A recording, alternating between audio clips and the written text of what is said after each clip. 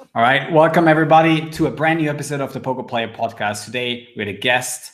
He has been playing poker for about 10 years or even more than a decade. He's been a regular at Hyper Sit and Goes. He's been playing poker professionally, and he's made his own bankroll challenge, succeeding from $30 to $1,000, playing a different format on PokerStars.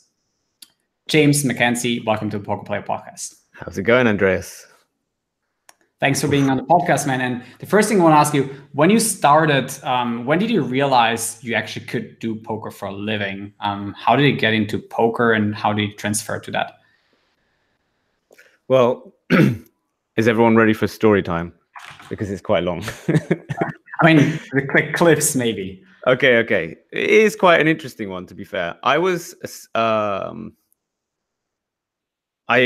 to skip the part where I was playing up to 10 NL. I was just playing that for fun, blah, blah, blah. When I went to university, I was studying physics, and I met a player who was grinding out NL50 and PL50 Zoom and regular tables. And maybe it wasn't Zoom. I don't think Zoom was out at the time. Anyway, he really got me intrigued into it. But at the same time, I wasn't like, I wanted to be a physicist at the time. Like everything, my whole life goals was to be the guy who's at CERN, I don't know, whatever. That was my goal. Okay. And this guy showed me a way that I could end up paying my student bills for. I quickly got into it. I don't know if you know pokerstrategy.com. Yeah, I mean, I used to read some of the content there too. They gave me some free monies back in the day, way back in the day. And I built that. I quickly built a bankroll from that. I probably ran good, but I did have help and a mentor from someone who was already winning. So that helped because he really wanted to be friends with me. I wanted to be friends with him. It was great. I quickly, within 6 months, built that up to about 10K. And then in the space of a month, I was playing heads up on iPoker. In the space of a month, I got that up to 50K by playing specifically 1 or 2 players on iPoker, heads up. We started at $1, $2. Slowly, he lost a bunch, and then we moved up to 2-4, and then 3-6, and then 5-10. And then he said, one day he said, okay, I've only got 7K left. Let's play at 50, 100. And I was like, sure, why not? Whatever. I was 20. I was like, okay, let's play 50, 100 heads up. Sure. I've been playing poker for 6 months. I know how it's done. About 36, I think it was 36, 37 hands later, I lost my entire roll. He ran like Jesus, and I lost $50K. And I was like, oh my God. And I went back to studying physics, basically. Now, unfortunately, I have epilepsy and I ended up having a seizure during exam times. And then after that, during the resit time, I had to have surgery on a finger because I got into fights and stuff. I was an idiot. And I broke my finger, and I needed to have surgery on it ASAP. And it was during the resit examinations. And then I found out with the student loan company that I might not be able to get a loan throughout the whole course. So I ended up dropping out completely of university. I was a bit scared that I was too scared of being in debt. Like my family had always taught me, never go in debt ever, full stop. So I was like, okay, I drop out. Then I found out that for the next 12 months or so, that I had to pay rent for a place that I'd already organized, and I had no job. I wasn't studying. I didn't get a loan, and I was like, oh crap. Now that was 2008, 2009, which was like the recession time. I couldn't find a job. I was trying. I was going around to bookies, to call centers, everything, trying to find just a way to pay the rent, which was for £400, which is like 500 euros a month. Mm-hmm. And then on top of that, pay for food and whatnot. and I was failing miserably. And my housemate decided to give me $10 to play on Full Tilt. And for that month, I grinded non-stop playing Rush Poker on Full Tilt.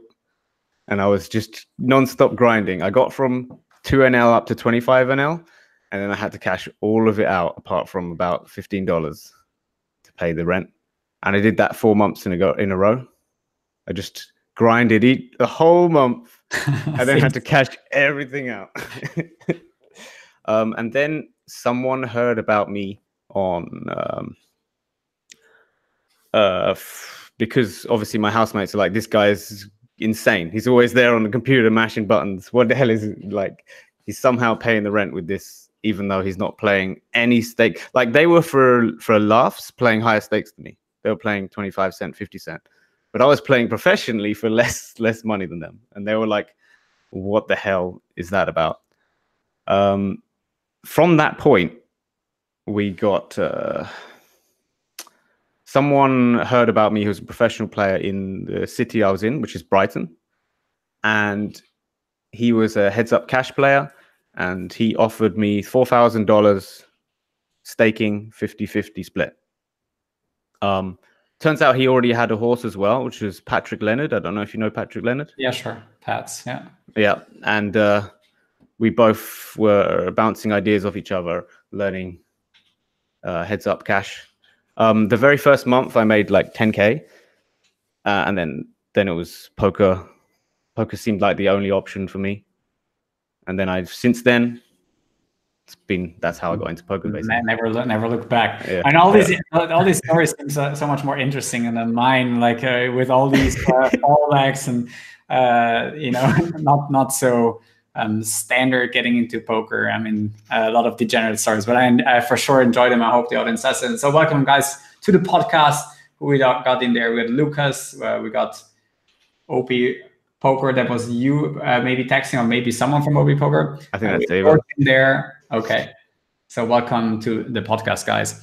Yeah, I mean, one of the first topics I want to get into is experiences on poker sites. You've been a heads-up specialist. You said iPoker. What were your different experiences, and do you have any scam stories on different poker sites over the last like 7-8 years playing professionally? I had so many that I'm going to like filter down for the best ones, I guess, the juiciest ones. Sure, basically, as a heads-up cash player, back in the day when heads-up cash was a viable option, I would be on every possible site that allowed my money on there, because the important thing when you're playing 1v1 is to find an opponent that is just going to give you lots of money quickly. I mean, it's not about playing regs. If you have the option to be on every different site and then just to immediately sit out next big blind, if you've got a better table going, you should take it. So I was on... At one point, I think I was on like 16 different websites, and just sitting, waiting for players. Now, a lot of them, obviously, were quite shady ones. And occasionally, occasionally the money would just disappear. My account would be locked, and absolute nothing. Like, I couldn't even find a way to email them, let alone get a response. It's just gone. So most of my time, I always had less than 5 buy-ins on most of those sites, the really shady ones. Now, stuff like PokerStars, Full Tilt, and Ultimate Bet, I had a lot more on. So when Black Friday happened, I lost like 80% of my roll, and I was like, this isn't great. Not again. Yeah, I was at the time I was playing up to NL 400, and then I got forced to move all the way back down to NL 50 immediately. So just like, ugh. But eventually I did get all that money back, nearly all. I think Ultimate Bet missing about $500, so it's not that bad. Full Tilt, I got all the money back. PokerStars, they were only down for a day, so that's not so bad. I had some money on Lock Poker. That should be one that people might remember. I had some money on. Where else was there? I went on to like really small sites. There was a place called Mythos Poker that just randomly went down. There was an on-game skin that had the best rake back, but that went down. There was a. Do you remember Interaction Network? I haven't played like on too many sites and too many networks. Okay. Well, yeah, I would say overall I've been scammed off of probably about 20K. Well, that seems reasonable. Yeah, but considering I always had less than 5 buy-ins, that is a lot of times it's gone badly. Yeah, it's probably added up over the times. And yeah, what about the most recent one where people maybe not know about it? You have any recent one? Most recent ones would be not to do with being unable to get money out. It's more along the lines of dodgy stuff going on with other players. So, for example, I was playing on a Georgian site called Europe Bet, and that was in some weird currency. I can't remember what it was. No, I have no idea. Could have been anything. The games were incredibly soft, and then I got this guy that was playing 40% of hands heads up. That just means you auto profit. You don't even have to think. You just click raise, and absolutely. Yeah. And I played thousands of hands against him. I knew the strategy I take is basically only continue post flop once he calls with the nuts, and I make money. This is simple. I'm 4-tabling this guy, and I play thousands of hands, and he's still winning. And I'm like, how the fuck is this happening? It just like mathematically just can't happen. Basically, whenever I ended up with a hand that you just want to stack off with, and he had better, he would just open jam.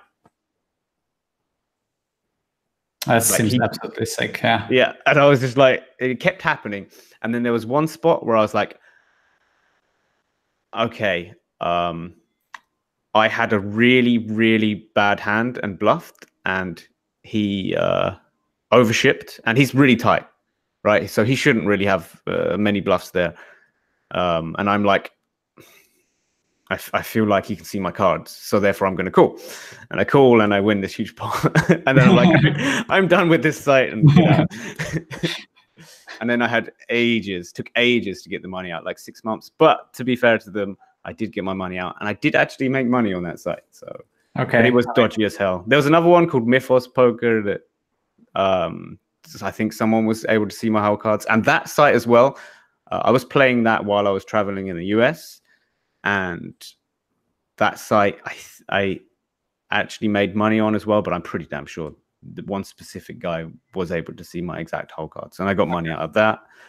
And then most recently, before PokerStars, I was playing on Winamax. I was playing spin and goes. I quickly, when I transitioned from heads up cash to heads up hypers, I quickly moved up to 50 euro, and then I hit some multipliers. So then I went to 100 euro spins, and found a guy that was 10 plus tabling 16 hours a day, every day, and was so much better than any opponent I'd ever faced. And I was like, well, this doesn't make much sense at all. So I emailed the support, like saying, this is clear, something's up, something's wrong, this is clear. I saw people on 2+2 saying the same thing. I presumed that they would sort this out. Now, I changed my playing hours to make sure I wasn't on playing the 16 hours that he was playing. I got up at like 5 in the morning to play these tables. For a good week, I had the softest games you can ever imagine.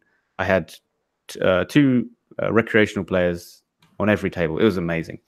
And then another player called Victoria Mo appeared during those hours.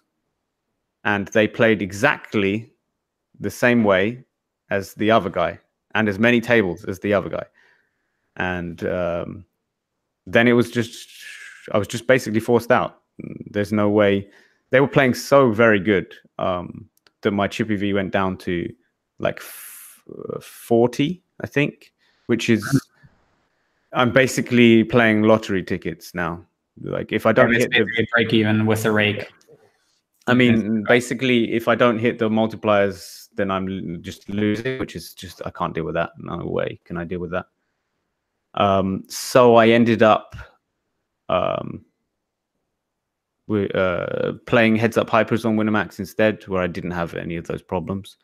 I saw so much action going on 2+2. I complained, and I presumed that Winamax would sort it out. They seemed like a legit site to me. They really did. But they didn't sort it out. And I just ended up losing faith completely in that. And then I was like, okay, well, where do I go from here? Like, I genuinely thought my poker career is probably over. I've had enough of this bot bullshit. I'm done with it. And then I heard about PokerStars possibly mixing in a game like Hearthstone plus poker. I heard it in the background, like someone like I think it was Barry Carter, like half mentioning it. Do you know Barry Carter? He's a writer for Poker Strategy.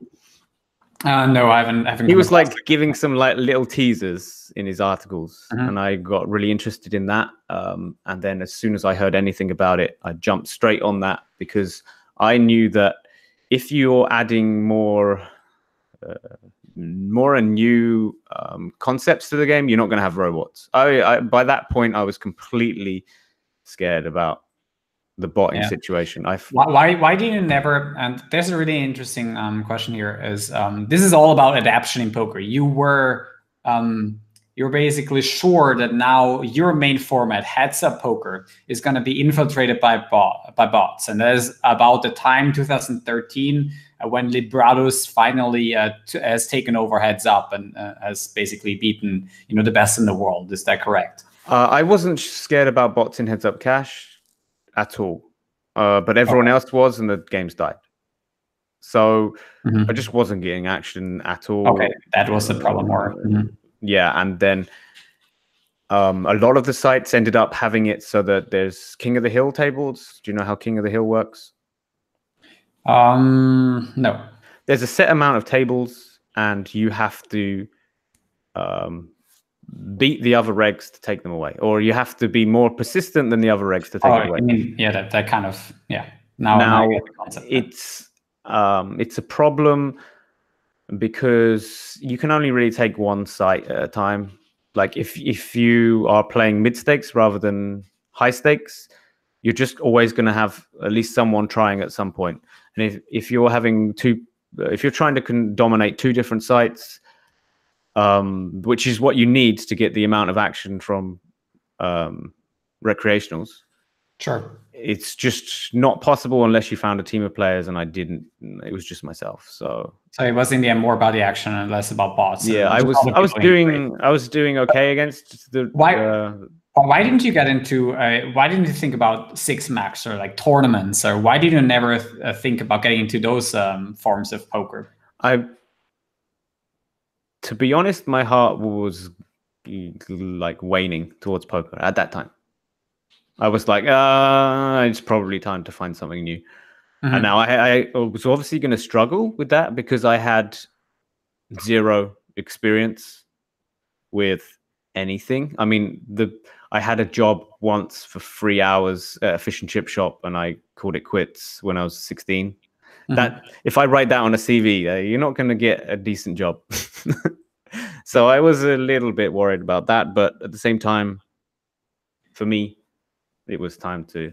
And then you got into Power Up, which basically is when you started with OP poker, right? Yeah. Once I saw the way Power Up was formulated, the mechanics of the game, I knew, okay, I would be safe to play this game for God knows how many years, and there would be no bots. And that's like what had been screwing everything up for me in the past. Like that was the only thing that was the problem. I was doing well in poker. Everything was great. Just the robot situation, they scared the hell out of me.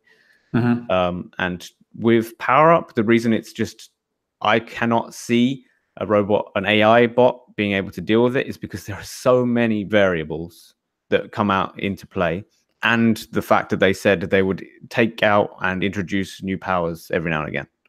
Okay. And that just completely changes everything. That notion of being secure as a poker player in the future, I think, is extremely important as a professional poker player. It's probably something that, in the poker series that I've made on this channel about how to become a poker pro, I haven't stressed enough, and it doesn't really come out somewhere. So I'm glad that in this podcast you bring it up, because one thing that I also have for my career is that when you see live poker, I had the exact same feeling back in, I don't know when it was, like 2015 is when I started winning in live poker quite a lot. And I realized this is not going to change. These people here, they're always going to play like in some form or the other. Whether I have to become good at Pot Limit Omaha now because I was playing No Limit Hold'em Cash back then, or any other game of poker, I'm going to stay ahead of the curve because I think I'm good enough at this. I'm strategic enough, and I can stay ahead of the curve no matter what. So this gave me the ultimate security that if I wanted to make money playing poker for the next 20, 30 years, I think I can do it.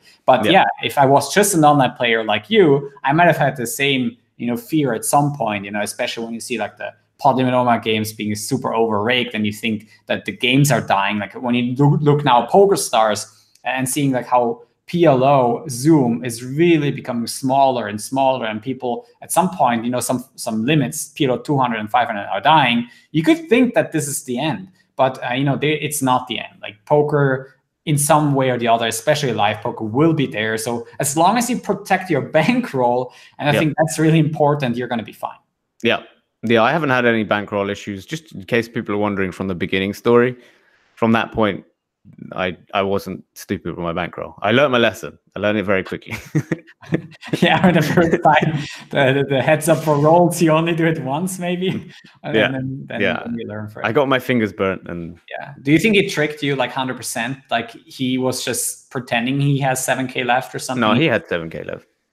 So he didn't. How do you call that in snooker or billiard? How do we? I mean, I forgot the term, but there's like a term for it.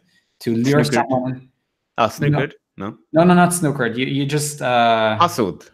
Hustle. Yeah, I mean, it's hustle, or you just go for. Yeah, no, I mean, it would be crazy to lose $14,000 to me heads up to win, for the possibility to win 50K.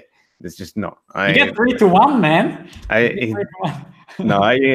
I was crushing him, and he was just unable to cope with it. And at the time, the world of poker had lots of young people involved, and young people have big egos, myself included.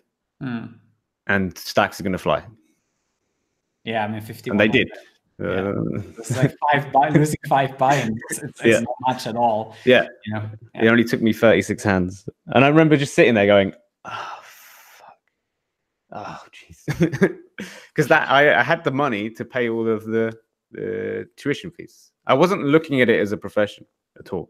Yeah, or just trying to beat this guy, and then the ego just comes into play, and you just going to continue no matter what. Also, it goes so fast in heads up that you cannot see. You're not understanding at that age, especially once the money flies, what that really means. Because it's online. So in those terms, I can sometimes understand people trying to have even more protection for online games, because some people are not going to understand. But in the end, I think like also there is an overestimation of what it means of going broke at a young age. That is how do you think about that? Like going broke at a young age, like 20, what does it really mean?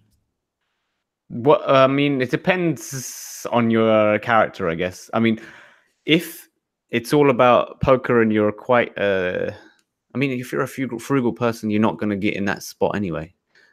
But I learned some things, and I made a lot more since then, that it's been plus EV for me, weirdly enough. Like if I won that 7K off him, I would probably end up being the kind of guy that is going on rail heaven. I see no reason why that wouldn't happen. So rail heaven was on full tilt. It was 500, 1,000, for example. Blinds. Like if I would just keep going, and the blow up would have been even worse. Yeah, it would have been even bigger. So, you learned your lesson cheaply in quotes. Yeah. Like you start to think you're invincible. Yeah, now that I think about it, if I was around like very early in poker, I think I got to poker in 2010, a little bit late, and I became a winning player much later. I never also had like any contacts in poker that could teach me something, or I didn't think of it this way. Like I didn't get any coaching at first, and I had to do all by myself.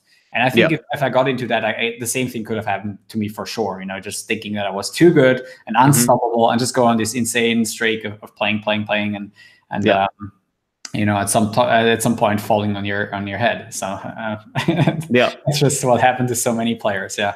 Another thing that I learned from that is if you're taking a shot, take off auto rebuy. Makes sense, because if you're in the hand, you're playing the hand, and because I mean, like the first 10K, I lost. Yeah. And then the very next hand, I had like ace queen suited. I'm not playing that. Yeah. And then I lose another stack, and now it's just like, oh great, here we go. We're in for the ride now.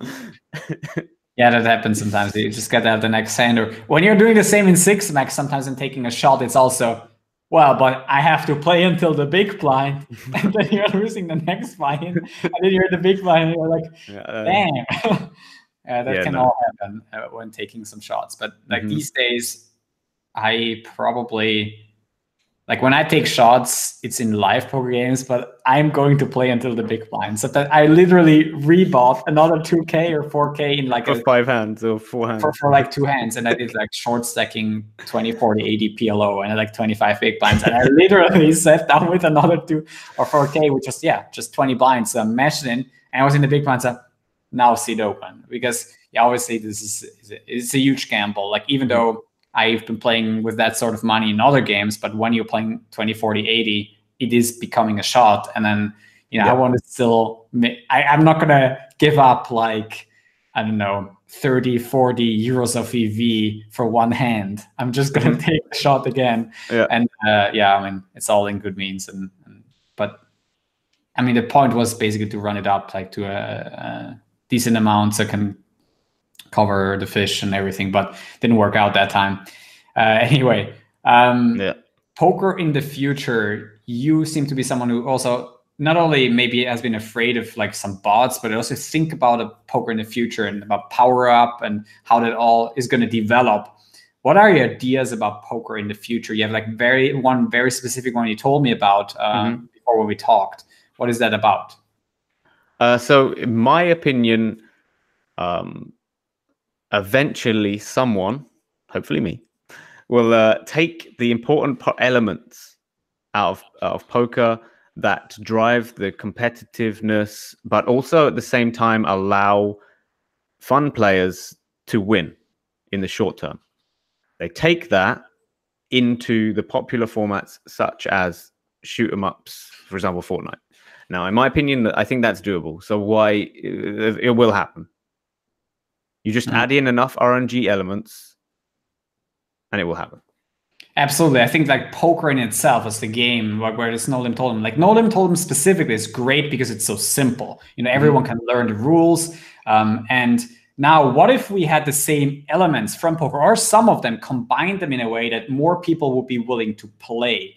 And you say that it's just like a new game which has poker elements, and it could drive people towards it. And one of the things, for example, that has poker elements, whenever I watch a TV show, for example, we were talking about Golden Balls, which you can find on YouTube as well. It was a show with poker elements, where basically you had to, it was like a prisoner's dilemma, like really simple. I'd say game theory elements. It has more game theory elements than maybe poker, but you'd have to fool someone else in order to, like, you would wager. It's incomplete information. That is how it relates to poker. Exactly. So in that game you had like an amount, maybe like up to like 100,000 or 200,000, and you would argue with someone about either splitting it. So if you both would split or may take that decision, you would both get half. But if one would steal and the other would split, the guy stealing would get all. And if both steal, nobody gets anything. So it's like a prisoner's dilemma where you are dependent on the other person to not pick steal. Because once the other person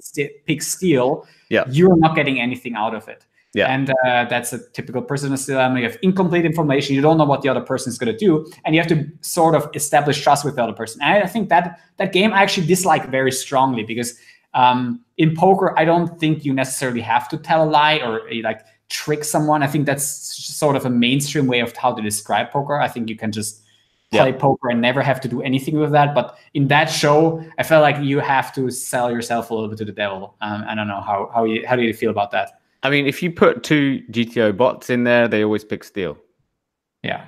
Now, the GTO bots are only thinking about the expected winnings, right? They're only caring about the dollars. But as a human being on a TV show, there are obviously lots of other elements. Like if you're winning, even if you do win the dollars, your happiness EV might not even go up. It might actually go down because everyone will say, "Oh my God, you're an asshole." Yeah, what a creep for being a GTO bot. You might if you're unable, if you have friends around you who just can't believe that you're like that, they might now think, "Oh my God, like he could cheat on me, he could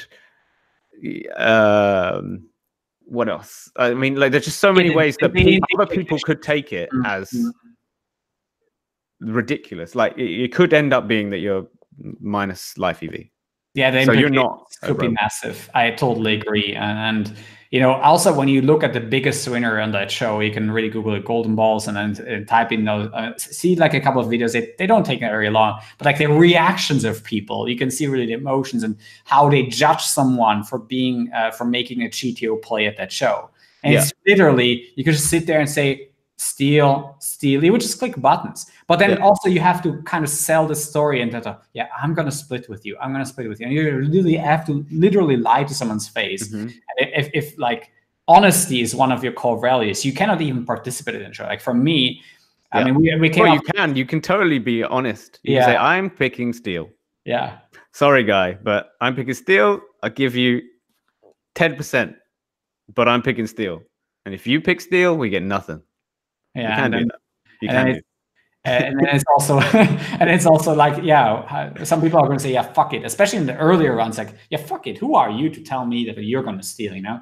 I want to steal as well, and then you're out of the show because the part the really the thing spite calling spite calling is that exactly. And the part of the show is that at first you needed to build trust with some people, because in the earlier rounds you need to split with people and build trust, so that in the end you go for that final steal in the final heads up with someone. And that is so that seems so over the top. So I think it all in all it's quite an immoral show a little bit, even though it's about money, and I think it's a little bit over top. And as you say, it could be minus CV there for sure to participate and to make certain moves, so just by what other people would think of you at some point. Absolutely. In general, you're a huge advocate also of mixed games, not just Power Up, but you've been recently picking up Fusion, and you want to be playing that format for the first couple of weeks, months of 2019, playing your Bankroll challenge, going from $30 to $30,000. Is that correct? And what do you like about Fusion? What do you think about the game? In my opinion, for my challenge, I'm always going to pick the game that, while streaming, can give me the highest hourly. It's just going to be how I want it to do, because that's natural. That's just a natural way to do it for me. Now, I prefer to be explaining and talking with the audience a lot more. So therefore, I can't be grinding 16 tables of tournaments and talking to people, which might be one of the best ways. I mean, probably the fastest way to do this challenge would be to be playing thousands of multi-table tournament sit and goes almost every day. I mean, so for example, Slayer V-Fan, he does 1,000 tournaments a day, and he's just playing hypers. He's playing 45-man sit and goes. He's playing 18-man sit and goes, 9-man sit and goes, 6-max sit and goes, anything that runs. Now, I could train myself to do that, but I don't think people will I don't think I would interact with the audience that much. Yeah. How's he doing these days? He used to be like a supernova elite. Like, is he doing super He made at least 200K last year. last year? Okay. Yeah, that's pretty good. Yeah. So Yeah. he's still doing good. Yeah. Yeah. And he's moved right down. I think his average buy-in is like $15. Yeah, so he's just counting on like mass grinding instead of a form of adaption. Also, he lowered his buy-in. He know where he's getting the most per hour, and he just basically he saw the amount of work it takes to be winning at the higher stakes. For him, is not worth it. So he just took them out completely, and the swings. So he was actually winning, but he just looking at hourly and variance. So for example, if you have a bad day, occasionally you don't want to play the next day, and that's massively bad. If you're thinking about hourly, that affects you a ton. But I mean, for like a smaller guy like him, like if you think in small terms, people who would try to do that at a too early level, like he's doing it at an average buy-in of $15 in sitting goes, and he's bombing out, like, as you say, 1,000 tournaments a day, or like close to that. So that is obviously massively different for someone who would try to do the same with lower volume and then, give up early. Because I think that giving up on trying to make it to the mid or the lower high stakes is actually often going to be a mistake. Because what if people are trying to 15, not 50? Yeah, he said $15. Yeah, I understood that correctly. Yeah, 15. Yeah, but still, if you did the same and giving up on those lower high stakes and upper mid stakes and not trying to get there, what if at some point you would get that format wouldn't exist anymore and you couldn't master them? What if at some point you're limited to playing 4 tables on a side or 6 tables? That whole thing, that whole adaption, you have to again adapt and do something else. And I think in general, quality will trump mass grinding. And I think the same is true for depends example. on if your goals are to be a poker player for the next 30 years or for the next 5 years. That's true. Like your time horizon, if you just want to get in the luck, get out the last. But in general, maybe you just do it for like a year and say, okay, this is my last year. I'm just gonna get every dollar out of it. But that is also like, do you really need to do this? Because that also comes from a place of lack of trust in your abilities to do something else. And I think everyone might have to do. Also, this also, we have that brain where we would naturally think that way. Yeah. That, our resume is not good. Like if I think about my own thing, like, yeah, sure, my resume might be still okay. I have a teacher's degree, but then since the teacher's degree, I've been teaching like a year, and now I've been in poker for 2 years. And as obviously everything is out there, and people might have a bad image of poker, and I might not, if I would quit at some point, I might not get into certain areas anymore. But that might also just be in my head. It might just be the monkey up here tells me, look, you're not going to get into this and this industry, but that might just not be true. I might just be making this up. Yeah, I would say that like you've got so many skills, and it's all about promoting the skills that you had. Like you obviously have skills because you built up a YouTube channel. You've obviously got skills because of X, Y, and Z, right? Promoting yourself on Twitch, being able to broadcast yourself, present, video edit, make podcasts. Like all of these things are skills that you can promote to other people if you do it right. If you self-promote right, you can probably get a job within the industry as long as it's in some way related to this stuff, in my opinion.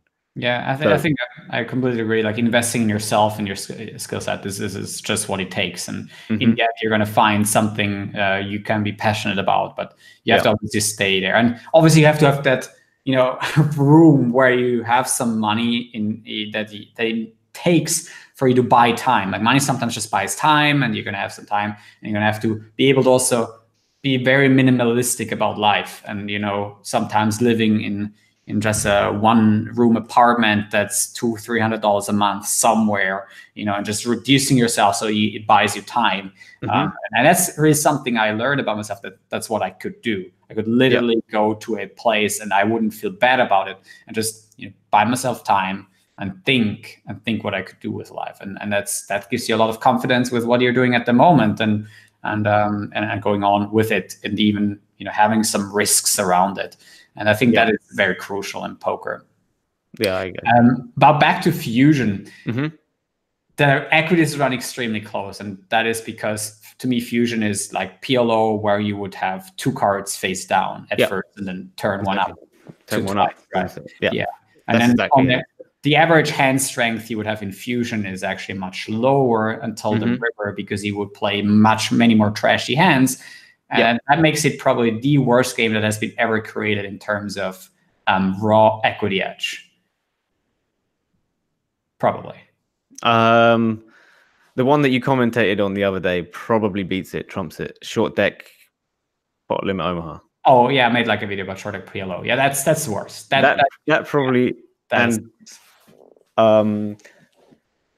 There are also other games that are shorter and shorter stacks. I mean, this game gets really, really deep stacked very fast. Right? Yeah. Incredibly deep stacked.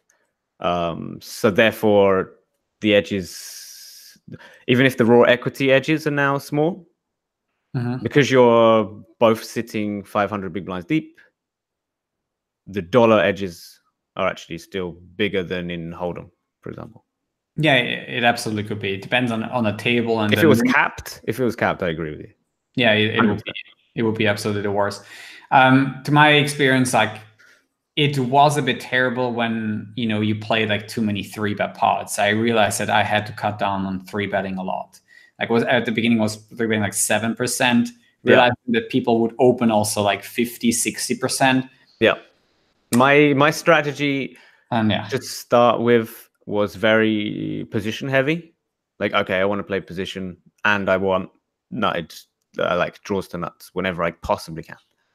It slowly turned from that to, oh my God, there are guys that sit down, they don't really know what they're doing. They wouldn't even know what Hold'em is. They're just, I don't know where they came from. They came out of the ether, and they have absolutely no idea what they're doing, and they will call for over 200 big blinds with worse than 2 pair, like 1 pair or whatever, but for all the buy-in on the river. So therefore, my strategy changed to, okay, I just want to see as many flops as I possibly can. And then it turned into, okay, I'm just limping and calling until I see a flop, and then I need to be playing these pots against these guys, because they are so bad that the edge you're going to get on turns and rivers is just amazing. If you can keep the pot low until then you can build up when you hit, and keep it nice size when you have medium strength, and never bluff. Simple, easy. It's not actually that I bad. agree that you could easily win, like, just employing the strategy and also not playing like too many tables, because then you can focus on the individual leagues and see who's really making some terrible plays and exploit that, basically. But is this really for me? This is as a poker pro, this is one of the worst experiences, because for me, I still have maybe you can call it a little bit of ego, but at the same time, it's also just the desire to become better at the game, right? And just enjoying becoming better at something. Yes. And when I'm facing terrible players, at the expense of, let's say, getting a normal rake structure, for me, like, a different game asks for a different rake. So if the edges are very small, you have to lower the rake so that the game is fun again, so the more people can win again, and you actually have a competition going on. But now it's not really a competition at all. It's just like, trying to stack the fish and trying to get a more edge versus the I would happily play a heads up against the reg in this game, by the way. So I think the edges are big enough, even against regs, if they're playing bad, that you can still win.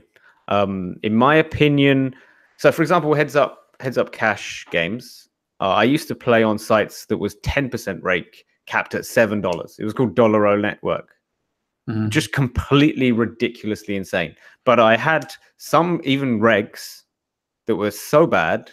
Well, I mean, they were regs. Like, genuinely, they were beating the games. If I'm not sitting there, then an Italian fishy player will come and sit and do their lot. And as long as my personal motto is, as long as I'm winning more than they're raking off me, I'm not going to complain. It's always been my motto from as soon as I realized what rake was, which was probably like 7-8 years ago. First 2 years I didn't even notice rake. Yeah, for me it's all about, it's a little bit of ratio where it gets like off track. Like as long as the rake is maybe more than like 3 times what I can win, or then I am already getting a little bit tilted. For example, if I'm raking like 40K and I win like 13K, that seems absolutely ridiculous. Personally, I wouldn't be, if I'm doing that, I wouldn't be playing. I've always had it so that I'm winning at least what I'm raking. Yeah. That's if I wasn't. So for example, with spins, it was getting close to the point. As soon as I got to the point when I was playing against these clear robots, that by the way, about 3 or 4 months ago, they finally banned them. But by then they'd taken $1 million euros out of the game, or over $1 million.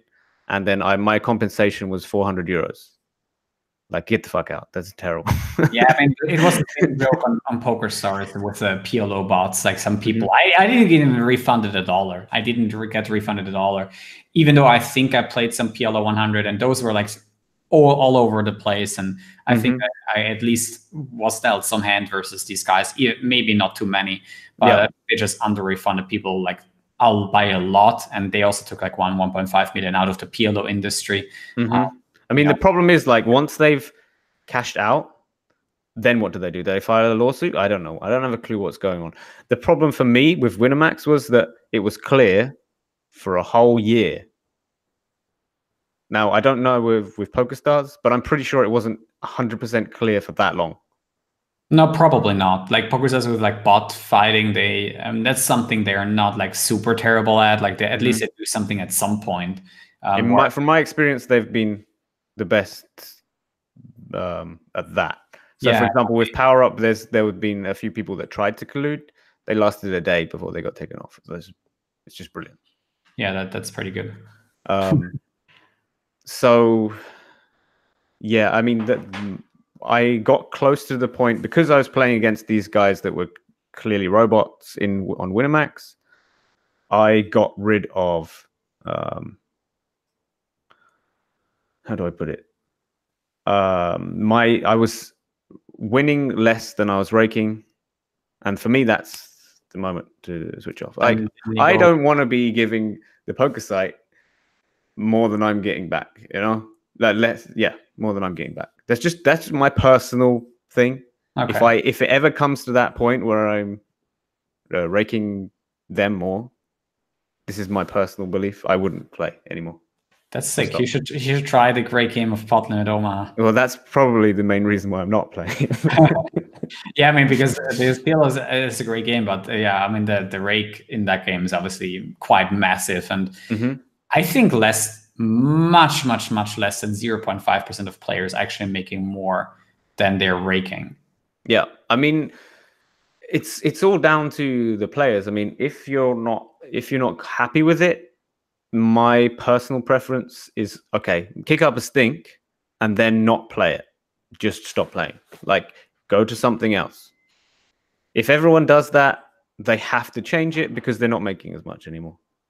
Yeah, it's also a little bit an easy play because people will keep on playing because, you know, not many people will probably perceive poker as a skill game, or like the minority, and the majority is still going to, you know, gamble. Yeah.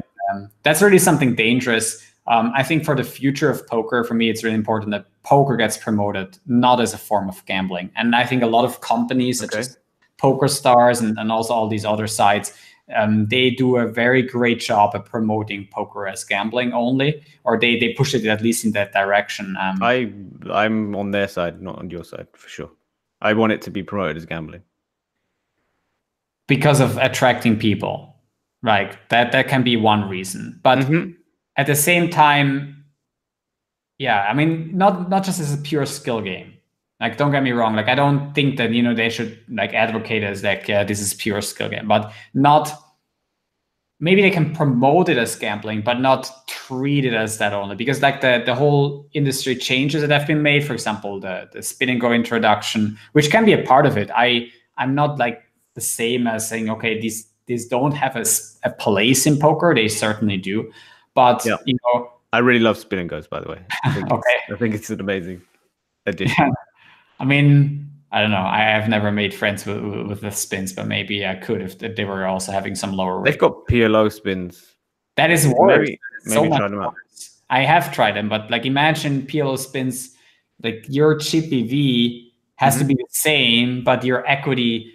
No, it doesn't more. Because you start 50 big blinds deep, as far as I remember. Are you really? I mean, at the same time, you know, it's just going to be a couple of minutes until you have like 10 blinds. And in PLO, it really matters because people will get the hunch that you always have equity. Therefore, there will be no limp folding. Also, there's no limit. You cannot just shove on them for like 6 blinds. You can only 3x raise. That means it's so much more likely that you're going to call and see a flop, hit a piece of the flop, and then you're going to have to gamble for who wins the pot. However, in No Limit, the other day I saw like a $15 spin of Nick playing. And I thought, like, who is this Muppet who is playing? Like, he was literally not Nick. Was it you? No, I said not Nick, who's the Muppet. No, of course not. No. I'm joking. He got that wrong. No, but he was playing against some dude who was literally, he could have been beaten by, I don't know, by like a 3-year-old. Like, you're just clicking raise. And I asked myself, well, who is this guy? Like, he's playing a $15 spin. I mean, even the complete beginner could play better than that. And yeah, if you see that, like, you're going to lose against these guys so much more often in PLO because they are not going to fold, realizing they have equity. And they also always make a pair in PLO. In No Limit Hold'em, when they don't make a pair, even the weakest players are going to realize, well, I cannot continue here, or think even maybe they could continue, but they don't get it.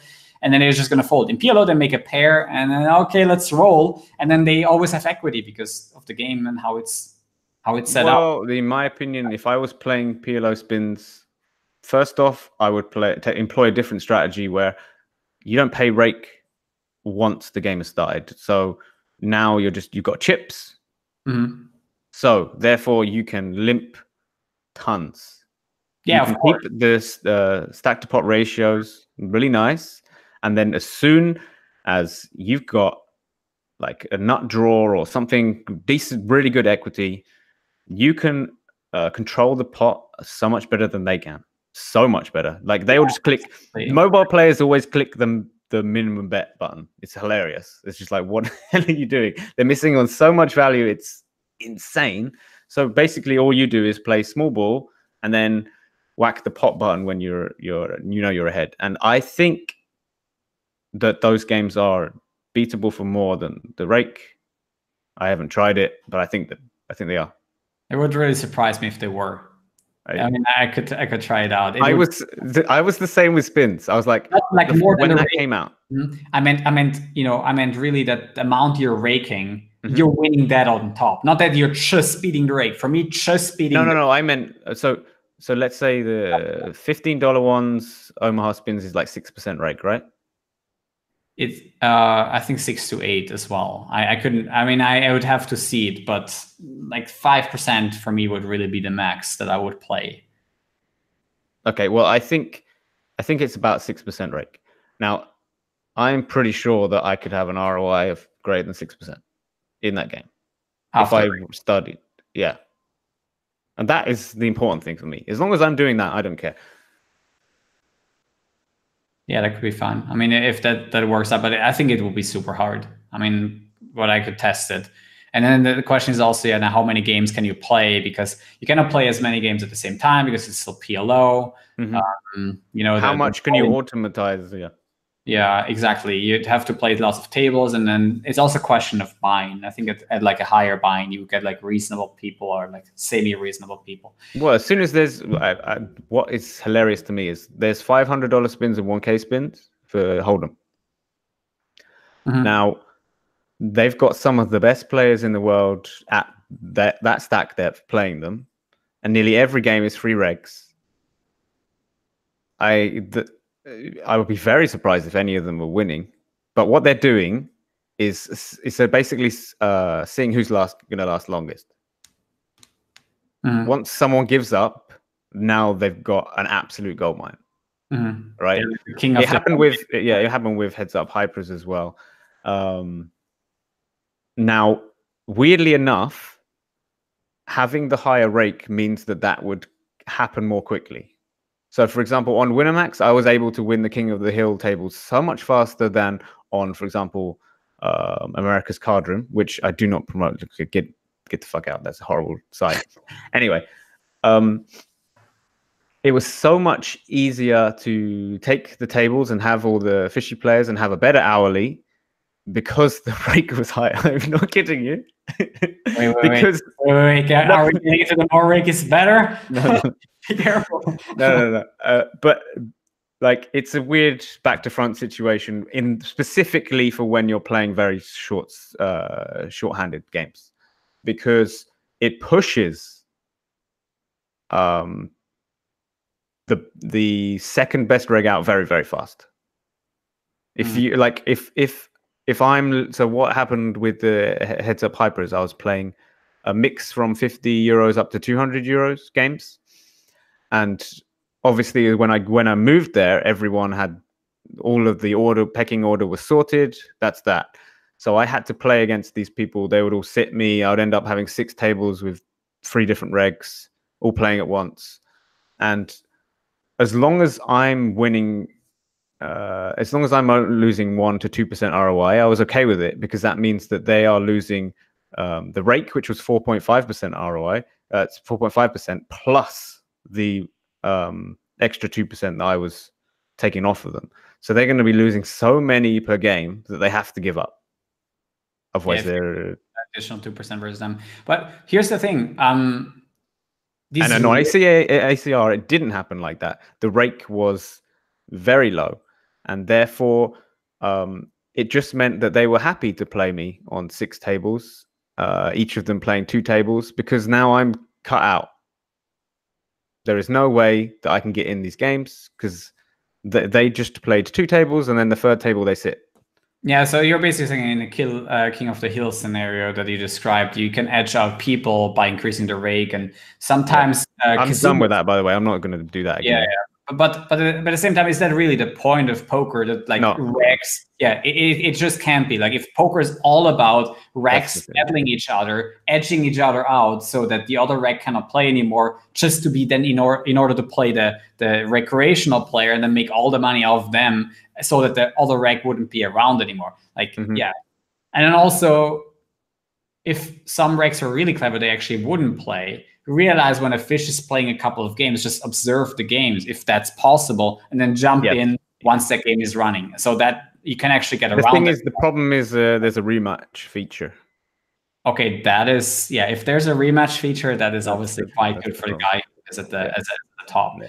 But I mean, also for live games, I realize like I've had some debates with some people, and they meant sometimes it can be good if the rake is a little bit higher, because then some of the grinders wouldn't get in there, and it can be okay sometimes to have a game softer, but at the same time, most of the time, the reason I brought it up was because I just don't understand. Like, I've been in that sphere, and I realized it's not really worth it. Like, these people who are grinding out the $500 and 1K spins, they are gambling right now. That's exactly what they're doing. They're way better than me at heads up hypers. I have no qualms against that. They would crush me, but they're not. Their hourly is worse than mine because they're losing. I mean, that can happen to them, and then it's obviously I mean, I've also seen like some live lineups where I think really the point of that lineup is they're just playing. Even I think like a 25-25 game that I've seen recently when I was playing it, like I was like, what the fuck are these 5 guys doing here? Like, one of them is probably winning and the other 4 people are losing. And if now someone sat down who was really horrible, then all of a sudden all 5 could be winning. But they play for an hour, 2, 3, 4, and it's like they're losing, or like at least 4 of them, they're continuously losing. That must be like just such a horrible experience. And that's weird 5-handed. I mean, if I saw a game heads up or free-handed running, that makes sense, because you're making sure a game is starting for someone to join. But why is player 4, the 4th best and 5th best player, sitting in that game? They can just sit. They can sit across the room, wait for something to happen and then join. Yeah, I agree. Like in some casinos, that might be a problem because if you're doing that, then you get punished in some way because the games and then the people who get rewarded who start the game. But okay, that's good. I think it's also just in PLO you can just estimate your ability just a totally different way than it is, right? You could just overestimate yourself and just sit in game regardless. And I think that was what was happening. And that's the beauty of poker, though, isn't it? Yeah, and in PLO it's even more brutal. Like people might just overestimate themselves all the time. PLO just sit within any lineup where they have actually no business, and that will be pretty clearly losing player, even though they were grinders. And yeah, I think that kind of poker is just ridiculous. I'd rather play like a low rake environment where really playing in such a lineup makes sense to try to be the best, but then you wouldn't get punished if you were like breaking even, right? Or breaking even versus the others like too much. Okay. And the same problematic I see like from like PL 500 and stars. I think in some days I could beat it, but on a lot of days I couldn't. And if I wanted to jump in there and get better, like learning from these guys, like I have to do all the work from my database and from what I know, but I kind of like practice against them that well because the practicing part just costs a lot of money, or it could. Yeah. So yeah, rather than playing PL 500 Zoom, surely it's better to play a PL 1K regular table.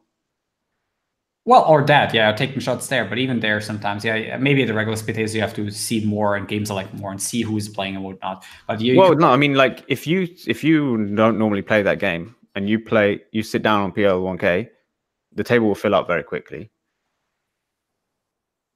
Yeah, it can.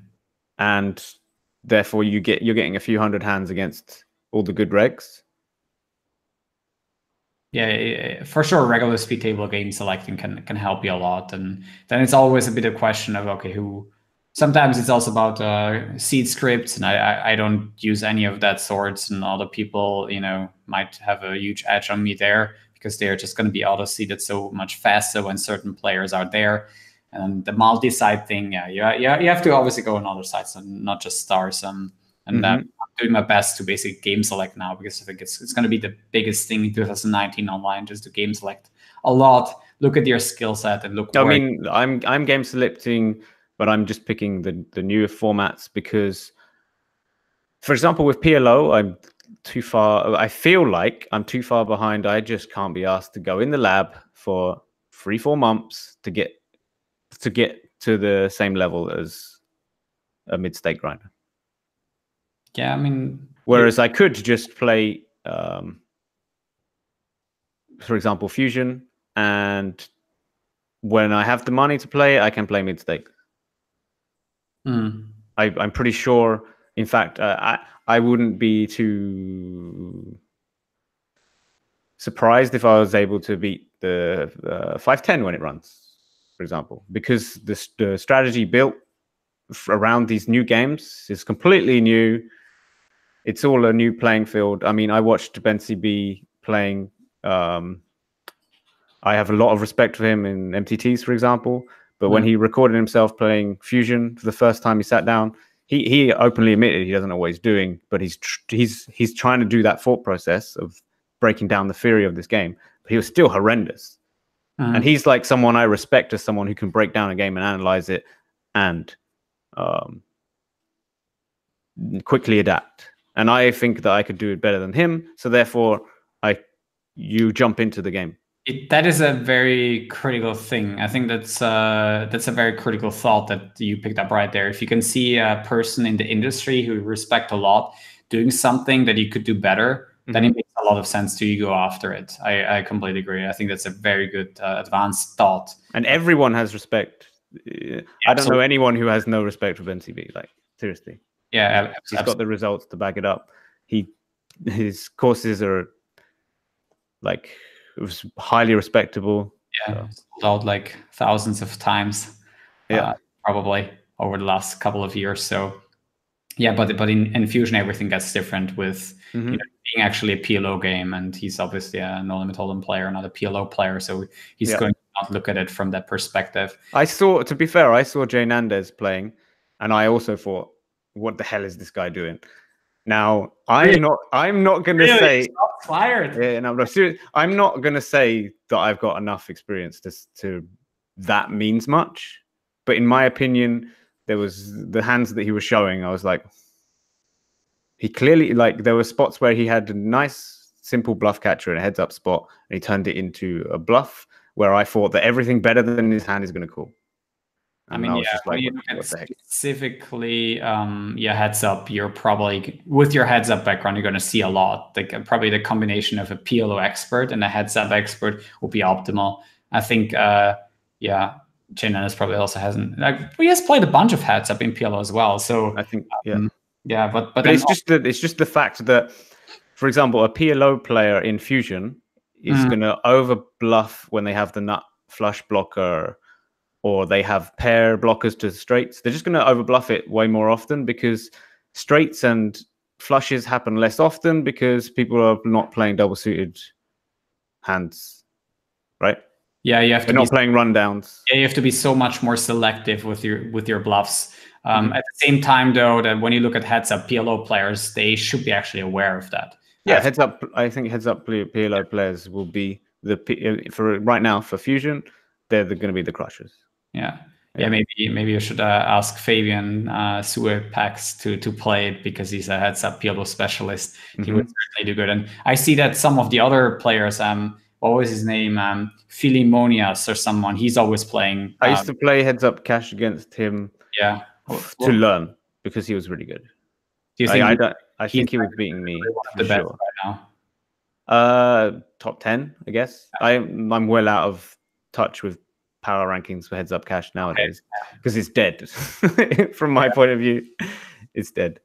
But he always seems to be going after those mixed games, and you always see him at like Fusion 500 or whatever runs. Whenever there's a heads up, he seems to be in there. That's probably because he's fed up of waiting on the on the other heads up cash table. Exactly. I think it made him quite a bunch of money in these mixed games.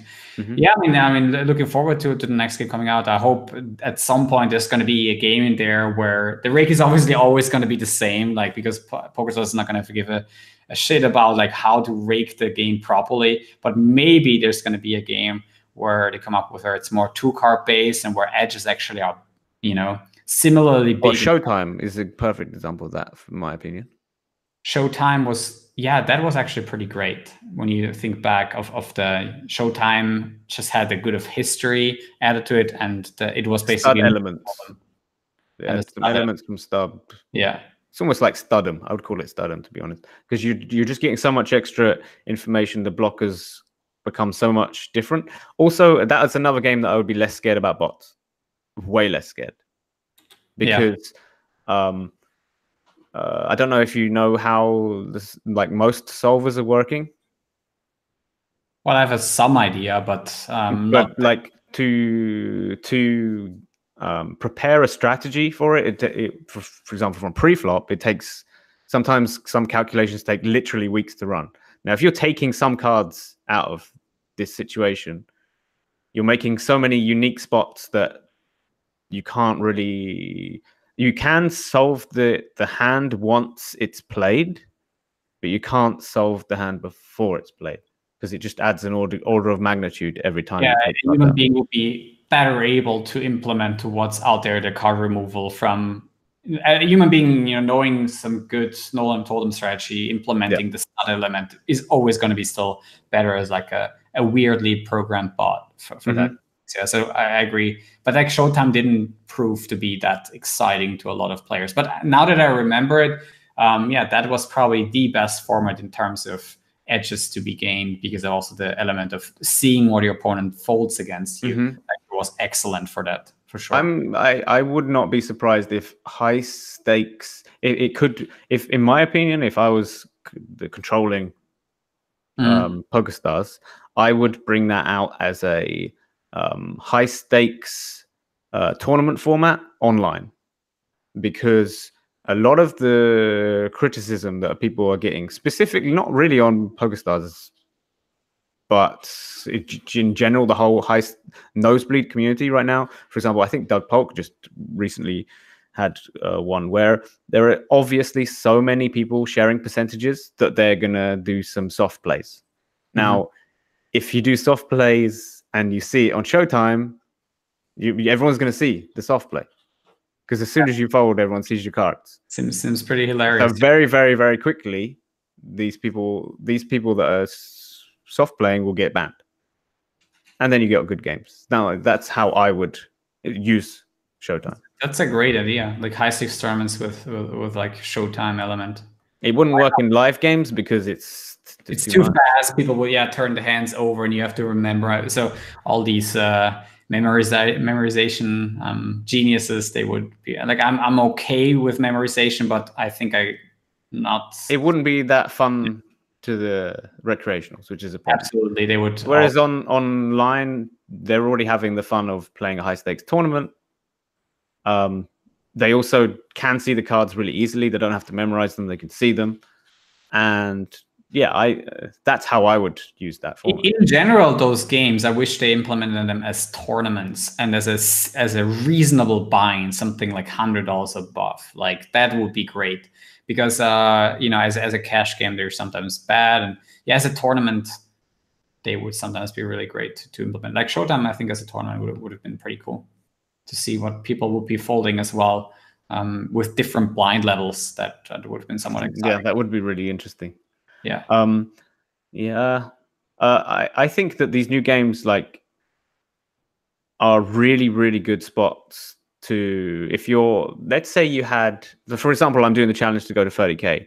Yeah. But the 30 to 1K, I felt like Power Up was the best place to do that, for sure. It's a really high skill format. The only downside to it right now that I have is that you can't win lots of money from it, and it doesn't have that esport element. If it had either of those, I think it would. There's lots of opportunities for it. It caps out somewhere. That's what you're saying, right? It's at somewhere there's just a cap that you reach. Like the absolute best player in the world right now would not be able to make more than 3K a month, which is a problem in the world of poker, because poker is all about, I want to make loads of money. I want to have a Randy Lou graph, or I want to be like Isildur One and play these baller stakes, or I want to be Phil Ivey, for example. Yeah, but at first, I've been talking about building a bankroll on this challenge quite a bit, and I've come to terms as well. I agree with, for example, Jane Anderson. This is that it doesn't make too much sense to think in terms of building a bankroll like 10 years ago. Like these days, it's really about why don't you just get a bankroll from a regular job and have the confidence and just get better at poker? Like, I think Power Up's like the perfect training ground. And you can still do it, but I think like it's not the right thing to do most of the time. I think it is right now the best way, because you're learning you have to learn so many ridiculous new concepts that are brought into the game. So that once this fusion comes out, once 6+ comes out, once a new game comes out, you're going to be so ahead of the curve, because you're already used to all of these weird variants being put into your game. So, for example, they added a new power a few months ago called Deploy, which just adds a new board card. And now you're playing with an extra board card. You're like, oh my God, what the heck's going on? If you are able to adapt to that and learning that while you're playing a really, really small buy-in, it's like the perfect education spot. It's like your university. And then you go off and then you pick your specialization. You pick your PhD in fusion poker, whatever. I mean, I actually agree with you. But then the right thing that you're doing, that you're describing, is actually getting good at that poker form. It's not about building the bankroll. What I meant with doing the wrong thing is seeing it as a bankroll building thing. That's totally not what it is, and it's totally not what's going to help you long term over 5 years time. What's going to help you is really the skills that you're developing. Well, it might, there are so many people that I know in the live poker industry that have bankroll management problems, and if you're building it from a low amount, you're much more likely to respect the money that you've made. You build it also from scratch, and you didn't respect it in the first place, right? But I said much more likely. I didn't say it would. Okay. I wasn't. My goal wasn't to be a poker player, to be fair. That's true. Well, a lot of the times you're not going to go with that intent of playing poker. It was never my intention to make this thing what I do. So it was just kind of got into it, right? And you realize I can. To be fair, you're giving yourself a huge sense of accomplishment to go from. So I did 30 to 1K. For me, the money is not that important, but I feel so much better for it. I've learned so much about so each power in Power Up really pushes you to learn a completely new concepts, and I would not be surprised if a lot of them end up coming out in new formats. Like Power Up, a lot of people see the problem with it as maybe it's too complicated. I personally don't have that problem, but a lot of people just see it as, oh my God, there's too much to learn. Now, if you do learn all of it, and then they make a format which only has 1 or 2 powers involved, you're now way, way ahead of the curve when it comes out. Yeah, makes total sense. Yeah, I mean, there's certainly always, you can argue from one way or the other. For me, building a bankroll from scratch, yeah, it depends on the format. Maybe in Power Up, like much faster than, like, for example, in PLO. Like in PLO, if it takes a long time to go from $30 to $1,000, at least in my experience, without like making some unreasonable bankroll shots. Yeah, it takes way too many hands to do that. And then a lot of the times I see that who plays on PLO 50 rec speed sometimes, it's like, or PLO 100 rec speed, like some of the worst players are playing there sometimes.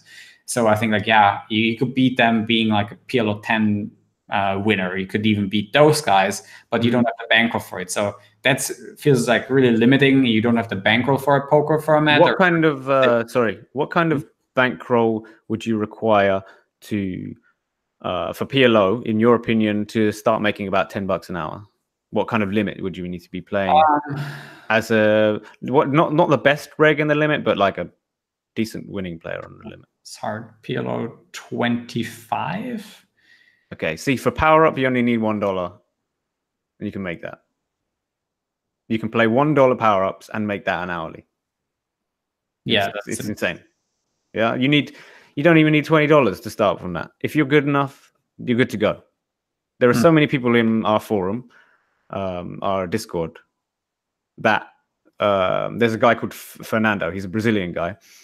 He'd never played poker for real money at all. Jumped into Power Ups and is making made $10 an hour from about 2 days in.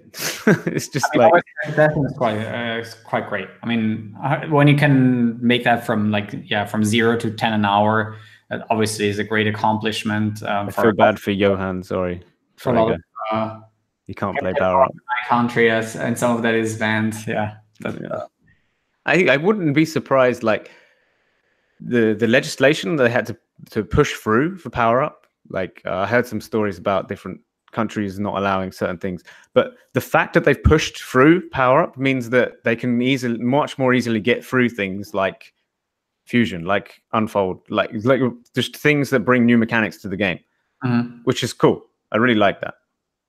That is a great advantage for the future, for sure, when they have that. Yeah, I mean, for mixed games in particular, I think I really hope that more sites, not just PokerStars, is gonna jump on the mixed game train, and some other competitors gonna come up with also with a rake structure that is fair. Because I loved full tilt poker in the old days when you could play the big game of the week, which was always $109 mixed game tournament. That was always there every single week, even though I didn't know how to play the game. I was trying to figure it out. It was exciting. Yeah, I did the same.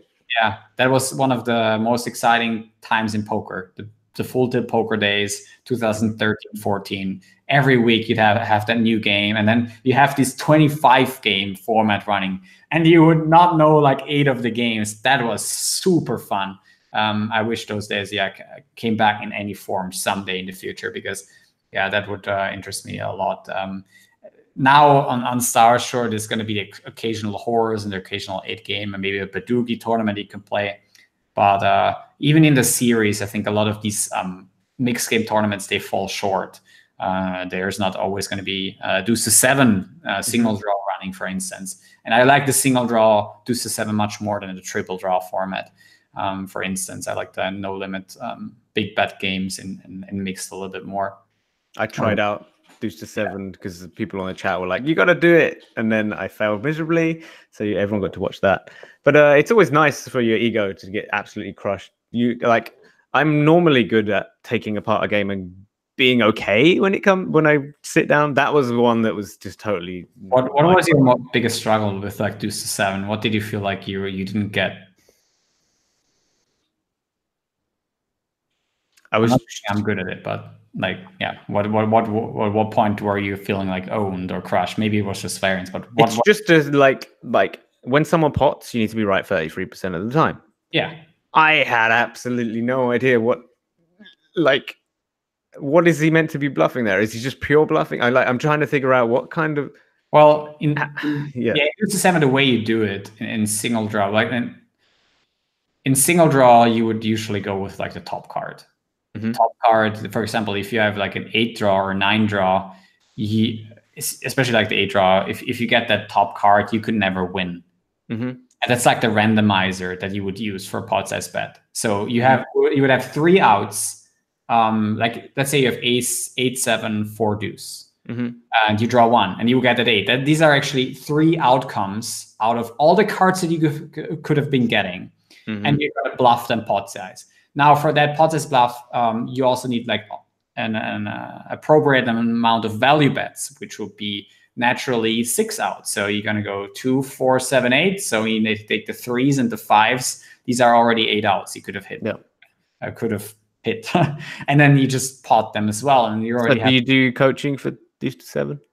Well, I can teach you some stuff about it, but I'm obviously not that deep into deuce to 7 single draw. If it ever becomes a big one, then. But of course, I can give you some of the files that I have and some of the math that I've done on it. And there's also, I think. Oh, you really went into it then? Well, not for that long, but I've did all the games for a little bit, like at least like 5 to 10 hours per game, and just doing like some. That's awesome, by the way. So just to be ready for when games get popular, and I did a lot of just always equity. For me, it's always about equity. Like in PLO and No Limit, I try to understand the game in terms of how equity is built, pre-flop, on the flop, pre-draw, after the draw, and I realized also that when my weakest games, for example, deuce to 7 triple draw, I didn't understand the equity interactions and basically there's so many more subtle things in triple draw, because you would have to think in all these rankings. Like you have the deuce 3, 4, 5, 7, which is the nuts, and then every single rank in there matters. Whether you're going to be able to raise the river or the after the third draw, or call, or then all these subtle things, and they will add up over time. Maybe you're just losing like a very fraction of a big bet per 100 hands, but that matters. And I was never able to fully understand how to play that game. But in deuce to 7, it was, as you say, on the river, or after the draw, not on the, I always say on the river, but after the draw, all you have to know is, okay, if he pots as bets, I have to be right 33% of the time. You're going to look at your hand, you're going to ask yourself, okay, how often do I make this hand? What did my opposite represent? What are his tendencies? Is he actually bluffing the top card? And then, for example, if he's not bluffing the top card, you're just going to take a note, did not bluff, pairing the top card in that spot. Or you're going to take notes on 20 big blind read jams, 30 big blind read jams. You're going to take note on 6 max under the gun opens, button opens, etc. And you got like this list of opens, and you got this note-taking system on deuce to 7. And then all of a sudden you have that player categorized in what he does. And then decisions become somewhat trivial, because in poker, even after the draw, even if you're wrong, like it's just going to be a long shot, right? If you call him after the draw, you think, yeah, this is about right, and then you call and you're wrong, whatever. It doesn't matter if you're like off 2 or 3% in deuce to 7 single draw, as long as you don't make like huge blunders. For example, like folding a clear hand that should be always calling, or for example, against good people never bluffing. That would also be pretty bad. Because then they could exploit you by folding, and you would never get paid off on your value bets and whatnot. Or for example, stacking off a 2-light hand for 40 big blinds pre-draw. All these things could happen, and as long as you don't do them, I think you're much better off playing the game than triple draw, for instance. I mean, you clearly have really decent knowledge compared to most people. So why is it not that? Why have you never put yourself in a position where, if you know a big tournament for that is coming up at a place that most people don't know that game, why are you not the one who's there playing it? Yeah, for a long time that was my country. I was living in Switzerland, so I couldn't play in the US or any tournaments because if I bink a tournament, I have to pay taxes in Switzerland. And in Austria, that's not the case for poker tournaments. So now, having residence in Austria, I can go to the US, play the WSOP, and play those maybe 1Ks. I think in a 10Ks, people would still, be super good. I actually saw the footage of it, and there's a couple of guys who have used to play in mixed games earlier. Benny Glasser and a couple of really good regulars are in there. And obviously they have a pretty sizable edge on me. And then I have to take all the weaker players in there and get the edge back. And that's actually quite disturbing for like also such a high buy-in as 10K. And then I have to sell action and whatnot. So for 1Ks though, I would have to say that this year I'm certainly going to be interested in playing all sorts of mixed games, because I think that with my current knowledge of a lot of mixed games, I will be a pretty sizable favorite in those 1Ks. And it would also be worth my time because my ROI will be pretty decent. Doesn't it make sense to try and sell, 80% of your action in the higher stakes ones as well? No, I don't think so. I think selling action is one of the worst things you can do in those tournaments. First of all, as I said, they're small. And as I said, you have to be at the top of the food chain. In like a 10K mixed game tournament, maybe like in a horse, you could be doing fine, but like in a game where I'm still so far from like a very advanced player, I would lose so much to that. Yeah, I think I would lose quite an amount to a guy like Benny in Deuce 7 single draw or something. And some of these other Rakes in a 10K. At least I couldn't estimate it, but I would estimate that it's the case. And then I'd have to win that back, as I said, from some other guy. Yeah. And if I sold like 80%, my buying gets reduced to like 2K. And then the tournament, if I have like a 10% ROI left, that's $200 for like a day. That's more on the lower end of what I would want to make at poker, right? Like $200. Like I would want to make like $400 or $500 a day. $400 seems like a good place to start if you play live. So that's mostly what I'm aiming at, $400 a day. Yep. Yeah. Sean Smith says, what's your opinion on short deck? Do you think it will become more popular in tournaments? You want to go first, or? Personally, I still haven't dabbled into short deck much. I watched it, the Triton cash game. And I have to admit, I was struggling a little bit to see why it's a fun game. So I'm probably going to have to play it first and figure out why people want to play this. Well, the thing is, you can take a suited hand that's in the Broadway region, maybe not the 6-7 suited and the 7-8 suited, and you can just shovel in. That's what's so fun. Like you can just take 10-jack suited and say, fuck it, let's go all in, because you would be never wrong. And that's the fun thing about it, because any fish, you can just look at like 10-jack suited and say, oh, this is a beautiful hand, and just mash all in, and he just could win against aces. And he has nothing to be afraid of in short deck. There's no fear. You just go for it. And I would say that, if that in a tournament like short deck, some of the drunk players, if you played it like with recreational players, I would say that purely people who just are drinking and are more courageous than other people and just put a lot of pre-flop pressure on people, they would just win. Yeah, it's similar to Fusion then. Yeah, but pure aggression. And that's why it's fun, because people can just punt and just shuffle in. That's what maybe that's fun about short deck. But for me, I don't think it's becoming like mainstream, because it's people are gonna even the recreationals are gonna be pissed off at some point that it's like so much variance. They still, even the recreationals, they want the skill element. I think a lot of them do want the skill element still. Like there's going to be a niche of people who will enjoy short deck, in my opinion. And if high stakes, it makes sense because high buy-in, low rake. Yeah, I can play formats like that. And you know, if at some point in the future I'm going to get good at a format like that, getting into those high stakes tournaments, and then sell, if I can with my skill set, like deuce to seven, probably not, but like a short deck, it could be very close to my skill set, right? Or it could be closer like than a deuce to seven single draw. So I could see myself like selling extra for a tournament like that. That will make more sense. But have you ever sold a tournament at markup before? Yeah, I mean, I sold on stakings earlier, like a year or two ago. I also thought though that the market weren't like high enough for me to do that. For online in general, you'd have to have a huge schedule, and it was more for like a fun sweat for people railing. But I thought that also the commission that was taken out by the site was a bit high. But okay. So, but it could be a thing, especially if you have an audience, especially if it's like a two-way thing where you get staked, but also people have fun, like having a sweat and whatnot. It could be a thing.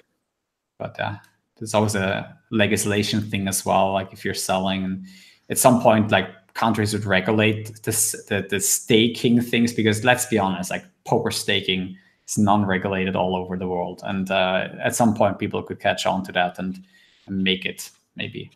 Being in the UK is nice. Really nice for this kind of stuff. They just let you. If it's gambling, it's all good. that seems really that I appreciate so much about the UK, like making it more like source text, and that people just do that gamble and just not care too much about it, because in the end it's still going to be text. Gambling is always going to be text, and it's always going to be like outside the UK, gambling is overtaxed by so much. You'd still get so much money out of it in some way or the other, because everywhere where people gamble, they drink a lot, they also consume a lot of food and whatnot, and there's going to be taxes on like the company who makes money gambling some way or the other. So there's always going to be money coming in from the industry, and I think in some places like Switzerland it's like 48%. And the thing is, I think they have to pay those 48% before they pay their employees, and that's just having a huge toll long term on gambling. That has a toll on laws, and trying to.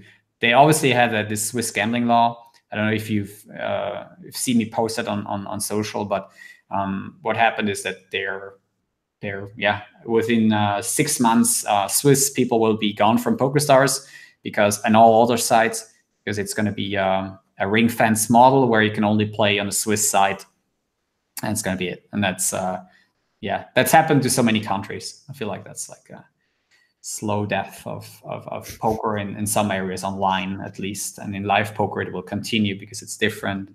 Seems more regulated.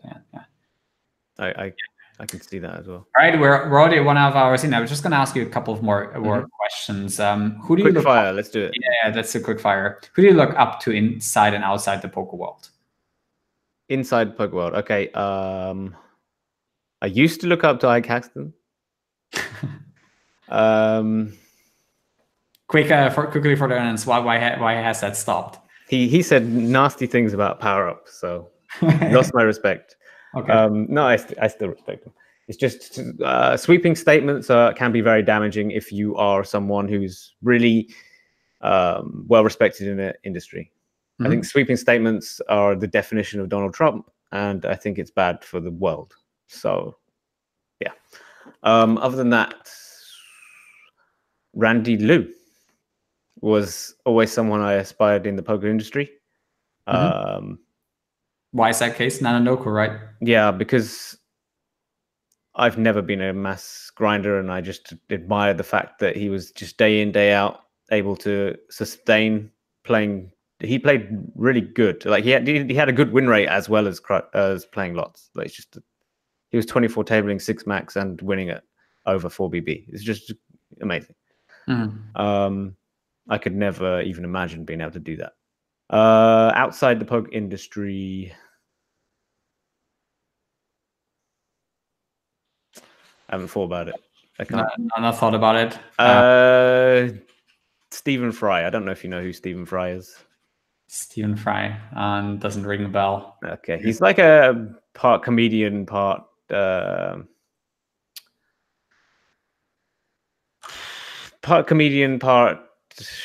he knows a lot. He's well knowledged. Really thought-provoking individual. Yeah. And maybe Neil deGrasse Tyson in some way, because he's pushing physics on the masses, like making people question things as well. Okay. You're still a little bit looking at the physics world and still at least reading on it. I mean, my lifetime ambition would be, I think I'm way too old to be in the whole the cutting edge researching field, but I would love if by miracle I had tons of money by the time I'm old, so I can invest into that. Okay, sure. Be an investor for what you believe in. Sounds really great. What's like the most inspiring book you've read the last years, or have you read any books? Or, yep. Inspiring. To be fair, Mental Game of Poker 2 was inspiring for me. Okay. There you have it, guys. It gave me a real insight into how Randy Liu type people go in their day-to-day thought process. It helped get me away from. I for many years I've been in the mindset like, okay, I make tons of money and then I go and enjoy myself with that money. So I would have like really good months and then I would just stop playing for 2 or 3 months where I would just like go party or whatever. And I think the Mental Game of Poker 2 just like reminded me, okay, there are things that are more important than just the right here, right now. You want to plan for something that has more meaning. So just because you have the money to go crazy with it doesn't mean you have to, because you can invest it into something more fundamentally important to you. I mean, if we got to this earlier, this would be a huge topic, because it had, I mean, that I would have a conversation on that is the concept of delayed gratification. Like, saving up for a better time in life. I think it has been a huge thing for me the last years, and I've been thinking so much about it, and I'd love to hear some opinions on that from different people in the poker industry and outside the poker industry, because you can go from one extreme to the other, being like a guy who just lives day by day, just does whatever fuck he wants, and he can be the person who just tries to make a lot of money or invest a lot into self, and just for having it better in 5 years, 10 years. And I think it can be one extreme or the other extreme, and both. I've seen both in my own life, and I want to understand like what's the GTO solution, where to be, because I've moved from one extreme to the other, and now I'm like moving back and then trying to find out where it's best at, and where you get the most out of life. Yeah. All right. With that, I think I want to thank you very much for being here on the podcast. I've been enjoying it, and I hope you guys out there as well. If you have any questions, shoot them now. Otherwise, we'll be out for today, and you can still reach us in social. So you gotta get it out quickly if you're still there. Just not the same. Otherwise, the social media of OP Poker will be down in this video. Otherwise, it's op/poker.com. You can find him also there. Otherwise, just use the Google feature. I think you'll find OP Poker or James on social as well. Yep. Is it possible to promote the Discord? Absolutely, yeah. We got a Discord channel where we just kind of like, it was heavily to do with Power Up, because we managed to get the Power Up developers in there, and we managed to get them to like respond to questions and give feedback to, which is massively important for this game. But then it's developed more because we ended up doing a spin and go course very recently on PokerStars School. You can check that one out as well. More for beginner stuff. So I don't think many people who are watching this will get much out of it. But if you want to learn spins, it's all free. So go check that out. And we also just released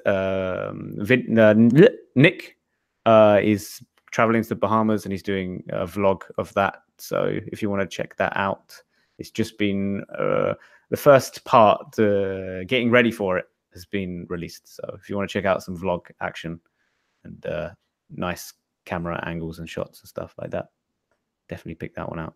All right, there you have it, guys. If you want to follow James and OP Poker, the whole team, you have now a couple of links. We'll put them in the description below. Thanks for tuning in here for the Poker Player Podcast. I'm going to be back tomorrow with Adam Carmichael. He's a mental coach also in the poker industry. So I'm going to have some podcasts tomorrow with him. And yeah, hope you're going to be back. And thanks for tuning in. See ya.